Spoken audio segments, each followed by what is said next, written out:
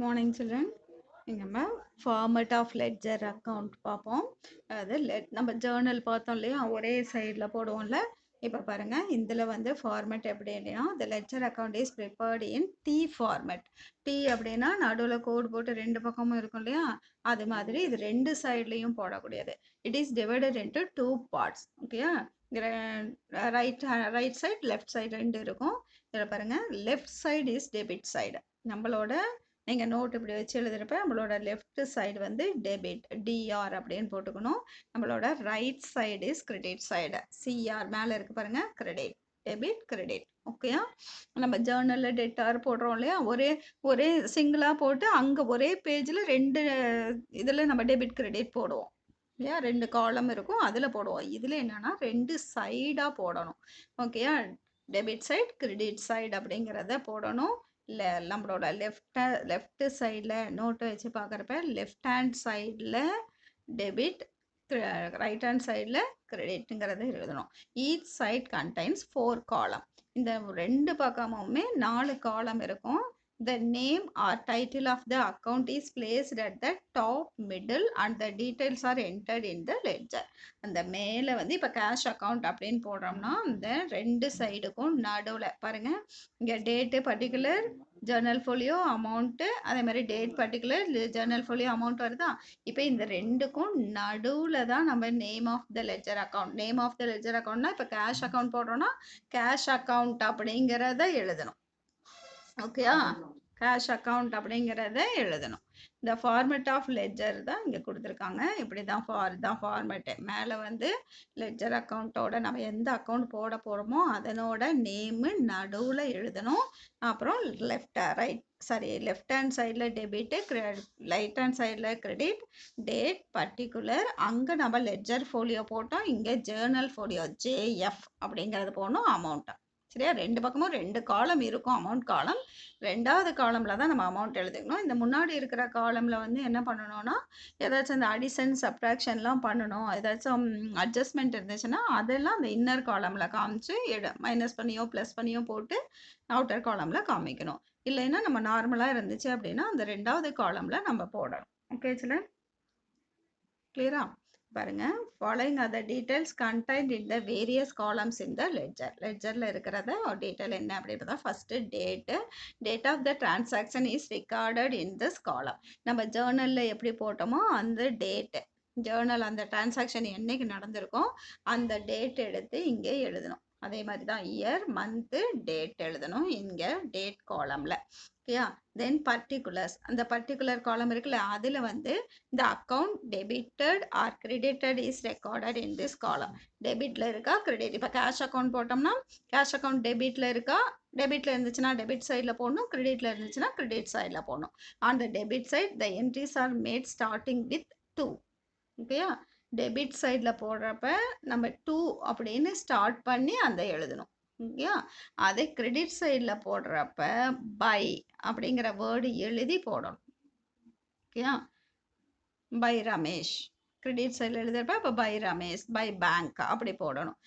Debit சைடில் எழுதுறப்ப என்ன எழுதணும், டு கேபிட்டல் அக்கௌண்ட். ஓகேயா, அந்த மாதிரி எழுதணும், to purchase account.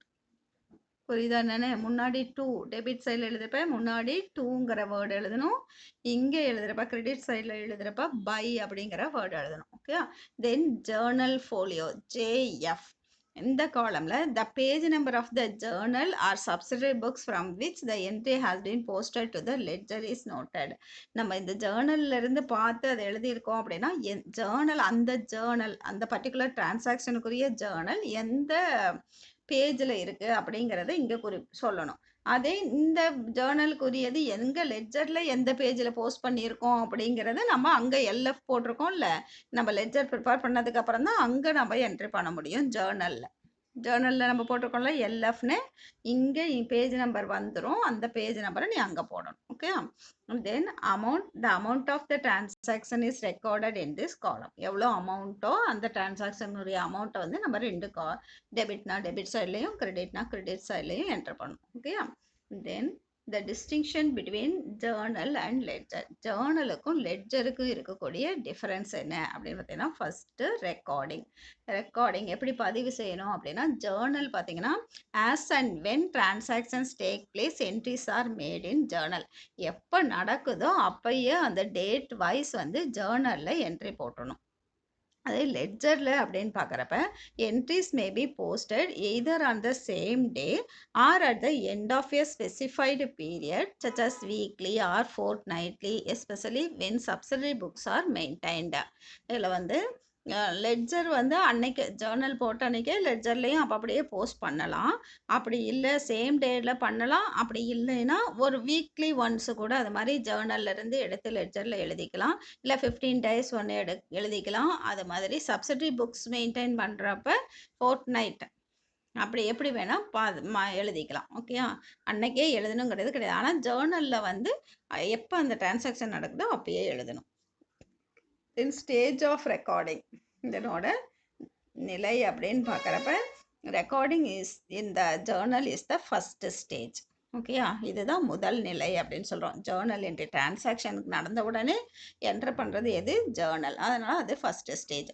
Recording in the ledger is the second stage. இது வந்து இரண்டாம் நிலை. ஜேர்னல் போட்டதுக்கு அப்புறம் ledger which is done on the basis of entries made in the journal. ஓகேயா, தென் ஆர்டர் ஆஃப் ரெக்கார்டிங்.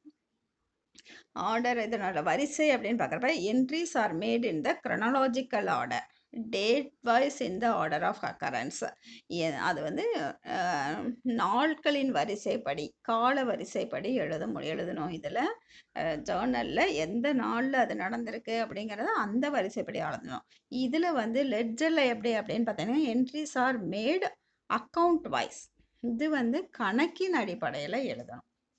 ஓகேயா, ஒரே இப்போ கேஸ்ட் அப்படின்னா கேஸ்ட் டிரான்சாக்ஷன் எங்கெல்லாம் நடந்திருக்கோ அது எல்லாமே கொண்டு வந்து அதில் எழுதணும்.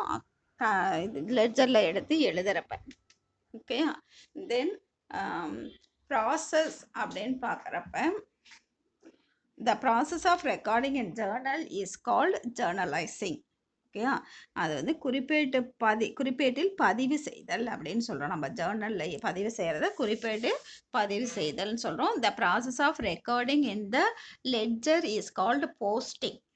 சரியா, இது வந்து ஜேர்னலைசிங், பதிவு செய்கிறத குறிப்பேட்டு பதிவு செய்தல்னு சொல்கிறோம். அங்கே வந்து போஸ்டிங் அப்படின்னா எடுத்து எழுதுதல் அப்படின்னு சொல்லணும். Okay, the process of recording in the ledger is called posting. Post பண்ணியாச்சா, லெட்ஜரில் போஸ்ட் பண்ணியாச்சா அப்படின்னு கேட்கணும். ஜேர்னலில் என்ட்ரி போட்டாச்சா, அப்போ என்ட்ரி போடுறதுக்கு பேர் என்னது? ஜேர்னலைசிங். அங்கே லெட்ஜரில் எழுதுறதுக்கு posting. Okay, facilitating preparation of trial balance. இருப்பாய்வு தயாரிக்க முடியுமா அப்படின்னு பார்த்தீங்கன்னா amount from the journal does not serve as the basis for preparing trial balance. ஜேர்னலை வச்சு நம்ம டைரெக்டாக வந்து என்ன பண்ண முடியாது? ட்ரையல் பேலன்ஸ் ப்ரிப்பேர் பண்ண முடியாது.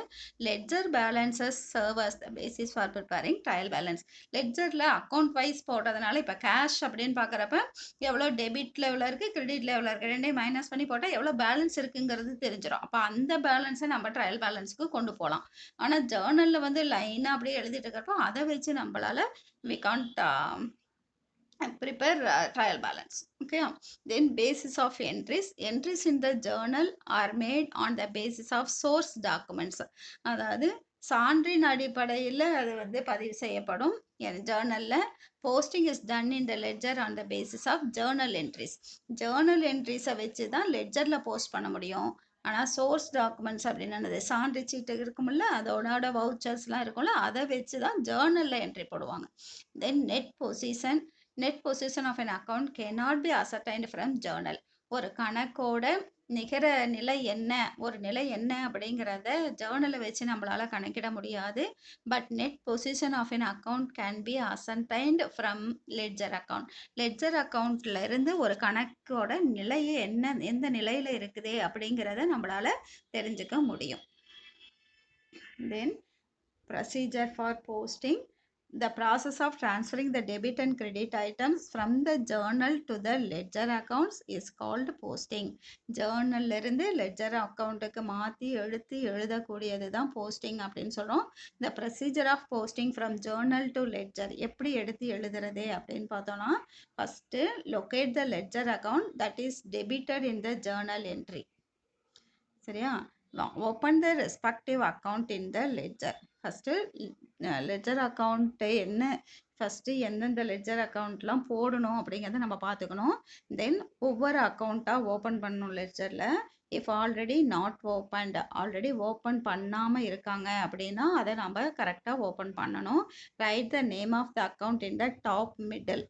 ஓகேயா? மேலே ரெண்டு சைடுக்கும் நடுவில் வந்து என்ன எழுதணும், அந்த அக்கௌண்ட் நேம் எழுதணும். If already open locate the account from the ledger index.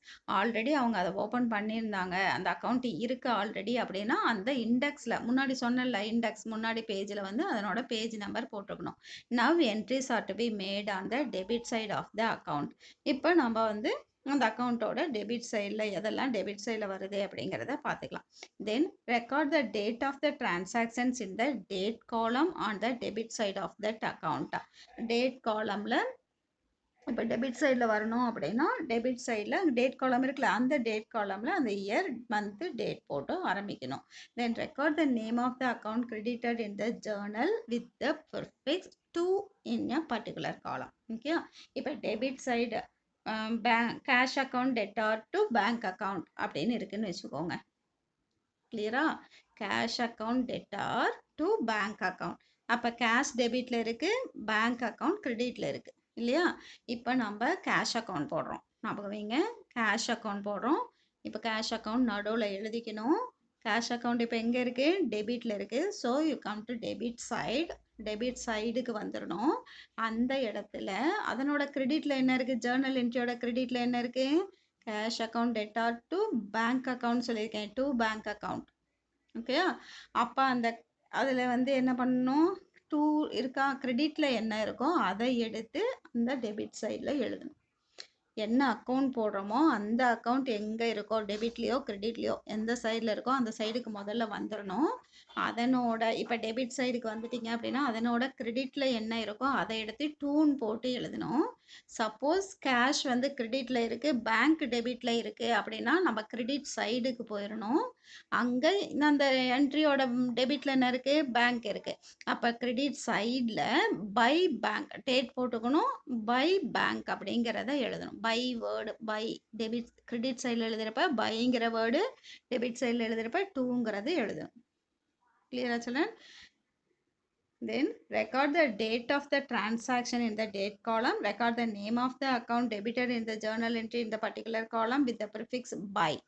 Credit side la போடுறப்ப by, debit side la போடுறப்ப to. Okay, and write the amount in the amount column.